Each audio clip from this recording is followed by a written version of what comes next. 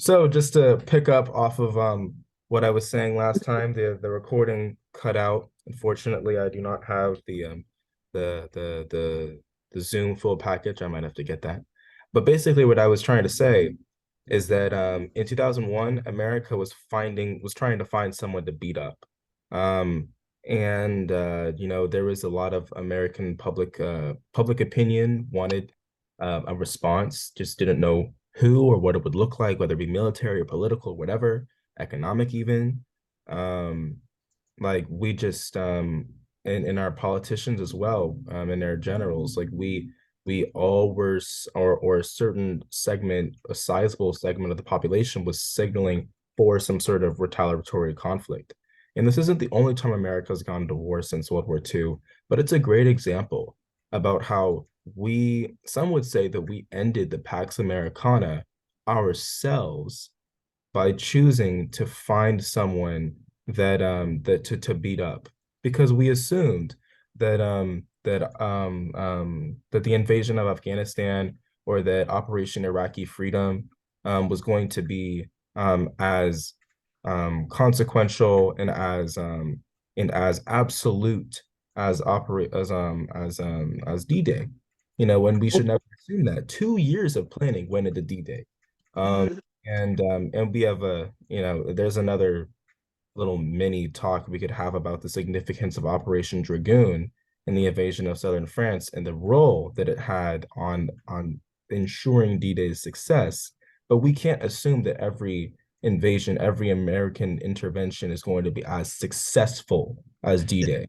That's what I mean about the superhero complex, is that America got the perception that somehow every invasion was going to be as knockout blow as D-Day was perceived as being. But yeah, Liam, I'll let you go on for another like minute or so, but this was meant to be a quick recording to say goodbye and for last thoughts. So yeah, you got any last thoughts? Oh, I do, and I think there's a lot we could go into this about, but again, Korea, I think that's the closest thing you can get with like the landings at Incheon, um, you know, right after like barely saving the South Korean army from complete like collapse. So like I think there's some things you can point to, and Desert Storm is another thing that we could go on for hours about, and kind of, so there are decisive victories, I think, after, and but again it collapses because we don't live in the same world as 1944 anymore, and that overlord syndrome, as I'm going to call it, it can't be applied, whereas a decisive military victory is going to be followed by an irregular political or military event that can counteract it. And that the modern world presents that a lot more than, I think, than a scenario where you have a world war. But with that, I'm gonna I'm gonna can it and leave it at that.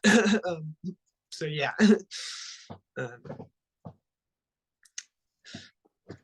Alex, I know you have to go soon, so I'll leave you to the next one. I'm doing outros now. Yeah. Yeah. All right. Well, Like last thoughts once and again, it was fun to be here. I really do like sort of the societal implications of stuff, specifically how we label stuff, is really interesting because it's applied to English classes I'm taking, it applies to language, it applies to everything. So I really like looking at history in this way and sort of making it come together with other subjects. As I think sort of looking at D-Day more holistically, and actually critically thinking about whether or not it was useful is a really good thing. And I'm really glad that we're here doing it. See, I'm the only one here that's not a social science major, so it makes me relating things super hard, but I see it, I guess I see it kind of like almost like I don't want to like minimize anything, but it's almost like an equation to me. If you take one thing out and replace something back, replace it with something else, you get a whole different scenario than you started out with. So everything kind of adds up, and that's sort of like the domino effect, right? One thing leads to another and it leads to another. However, speaking to as does D-Day matter? Yes, but also like I've been conditioned to believe that it mattered more than other operations. And in my opinion, I think D-Day set a dangerous precedent for the future of American military power, where we expected to win everything. We were arrogant and we were overconfident that we could win everything and anything that stood in our way. And so that's kind of the danger of being a superpower, right? It's kind of like power corrupts and absolute power corrupts absolutely. It's that scenario where we got too arrogant, we got too overconfident, and that came back to bite us in the ass.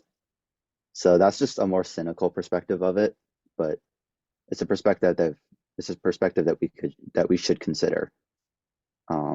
And I'm glad that we're discussing it that way. Well put. Well put. Yeah, so Liam, did you do your outro yet? I'll improvise. Like you already gave your ideas, but it's just like a quick goodbye. Oh yeah. Well, I guess to wrap it up, it's been a good conversation, and I think there's when you like break in the ice, there's just so much you can talk about, and kind of like the influence and comparisons you can make.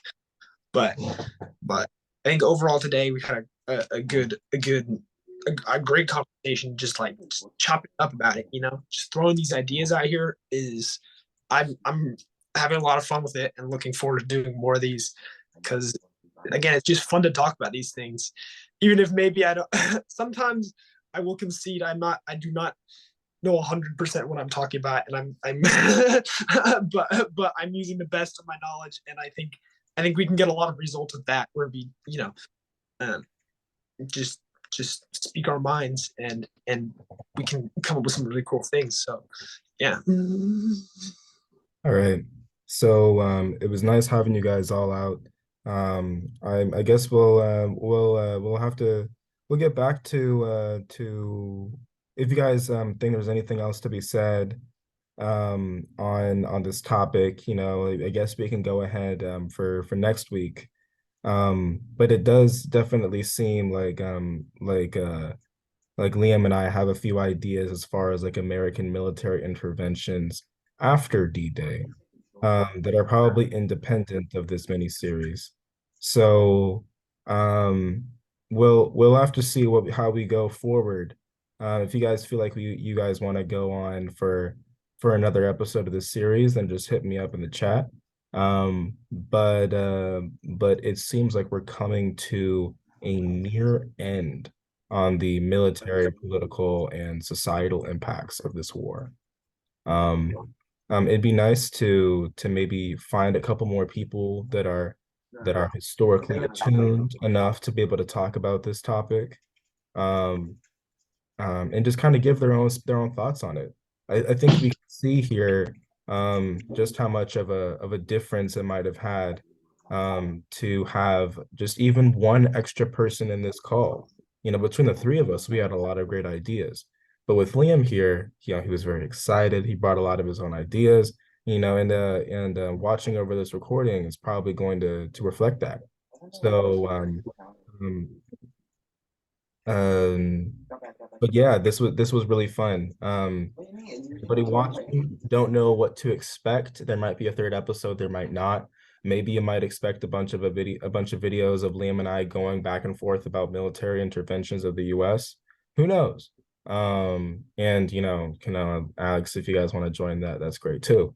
But yeah, I mean, this was really fun. We'll see you next time. And I'm Khalil. I'm Liam. I'm Alex. I'm Kanoa. And we are the Marshals of Truth.